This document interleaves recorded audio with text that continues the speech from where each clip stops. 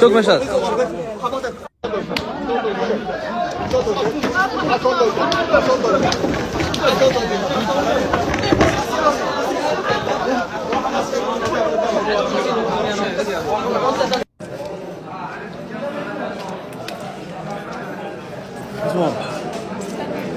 waxaan rabaa maanta inaad tafaafulo muuqaalkan aad soo daawateen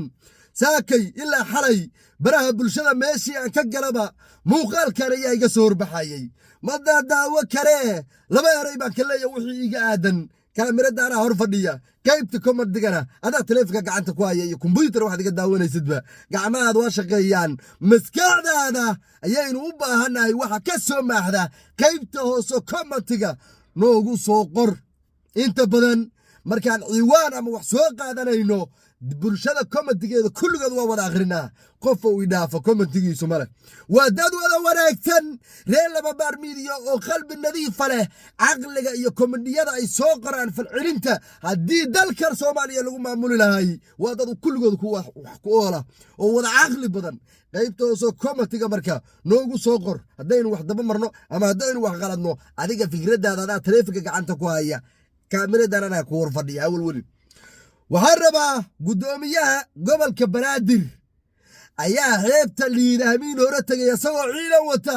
ulbukooradoo intaa la eego nabiyana waa watay wiilal iyo gabdho midnama kala soocin dadkii meesha joogay ayuu sidii xoolihii u uleeyey waa gabar ma lahan waa wiil ma lahan haddana waxaa kaaga daran hadalka afkiisa ka soo baxaya dalada u fiirso maxaa soo doontou leeyahay ma raba inaad tafaafulo guddoomiyaha gobolka banaadir diyaarad baa aeroboorka aadan cadda uga soo degta guddoomiyaha keenta qamriga keenta waxba qarqari maayaan uguya asagoo marka saasa oo qamrigii diyaaraddiisu keentay huteelka lagu cabayba dantooda u raaco oo dadkaanu ay ku baashaalayeenba daraagiskii waddanka uu soo geliyey inuu annaga igu sawir dadka u uleeyo ka qaadan mayno waa guddoomiyihii gobolka banaadir waan aaminsanahay aniga gobolka banaadir waxyaalaha nuucaan oo kalea in lagala dagaalamo laakiin waddooyin badan oo loo mara ayaa jirta waxaa khalada qof nool oo karaamo leh sharaftiisa inaad ku dheeshid inaad kaamirad ka duubtid adoo ulaynaya qofku dad buu leeyahay damiir buu leeyahay qurux maahan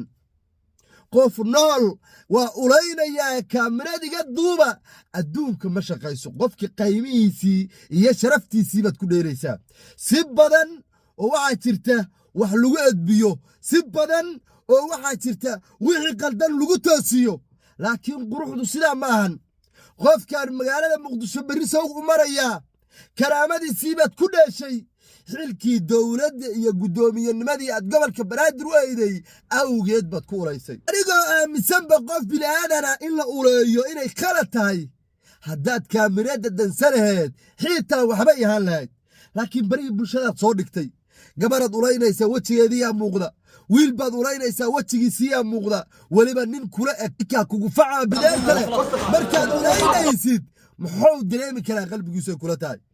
berri inuu ninkaasu isqarxiyo adiga dareedda maxay dhiboy leedahay dadaa isku dila gabdhaha isku daldala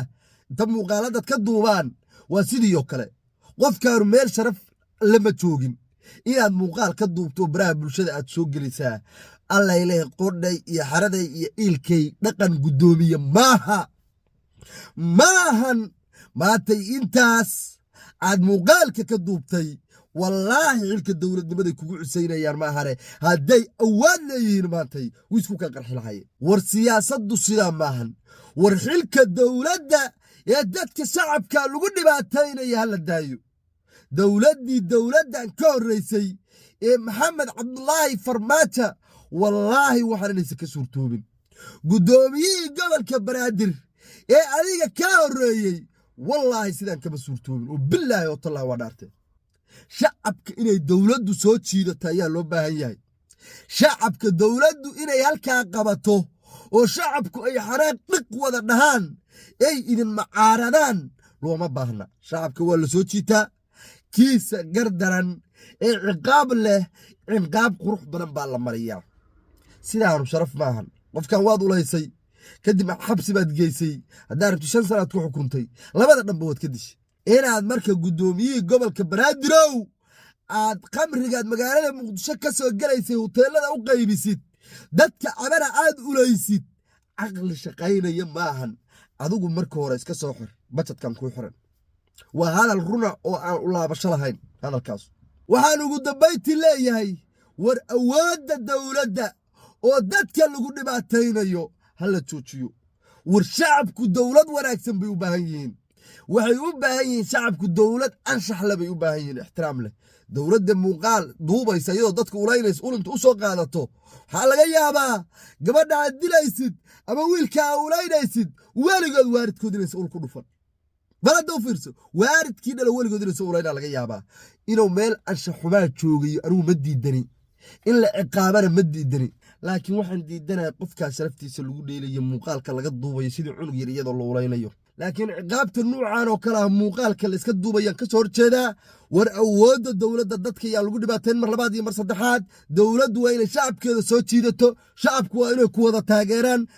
ummadda Soomaaliyeed maanta waa riman tahay inay macaaradnimo dhashay kulliga doonayaan sababtana dawladda